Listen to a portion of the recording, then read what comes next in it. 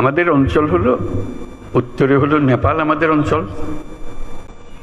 নেপালের সৌভাগ্য, তারা হিমালয় পর্বতের পাদদেশে আছে। দুর্ভাগ্য হলো সমুদ্রের দেখা তাদের হয় না।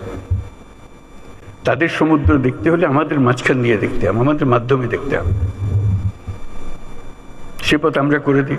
আমরা একসঙ্গে যৌথ অর্থনীতি গড়ে তুলি। তার সমুদ্রের অভাব, আমার পর্বতের অভাব, হাইড্রো, দুই অভাব একসঙ্গে পূরণ করি দুজনে। ভুটান একই কাণ্ড, তারও সমুদ্র দর্শন হয় নাই। তাকে সমুদ্রে আসতে হলে আমার পথ দিয়ে আসতে হবে, আমরা তাকে স্বাগত জানাই।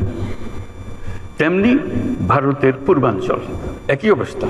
নেপালের যে অবস্থা, ভুটানের যে অবস্থা, নেপাল ভারতের সেভেন সিস্টারের একই অবস্থা। তার সমুদ্র দর্শন তার হয় না, হবে না।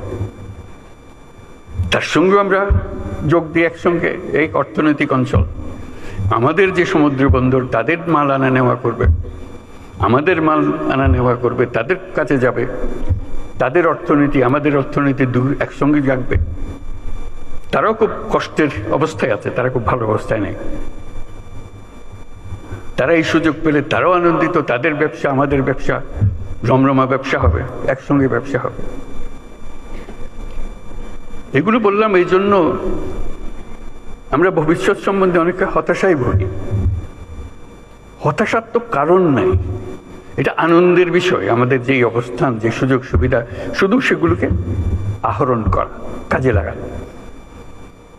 প্রক্রিয়া শুরু হয়েছে, এই প্রক্রিয়াকে জোরদার করা, যাতে করে আমরা এই অর্থনৈতিক অঞ্চল গড়ে তুলতে পারি।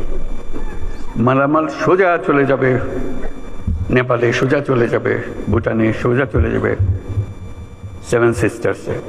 তাদের মালামাল আমাদের মাঝখান দিয়ে, আমাদের ব্যবসা তাদের ওখানে যাবে, তাদের ব্যবসা আমাদের এখানে আসবে। সেটাই তো হলো অর্থনীতি।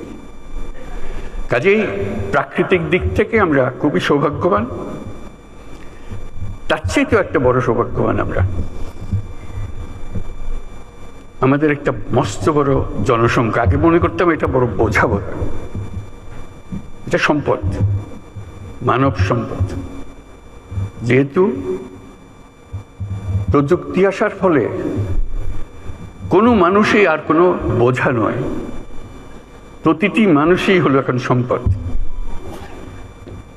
উদ্ভাবনের সম্পদ, এন্টারপ্রেনিয়রশিপের সম্পদ, নতুন আবিষ্কারের সম্পদ। আমরা সেই সম্পদের সম্পদশালী।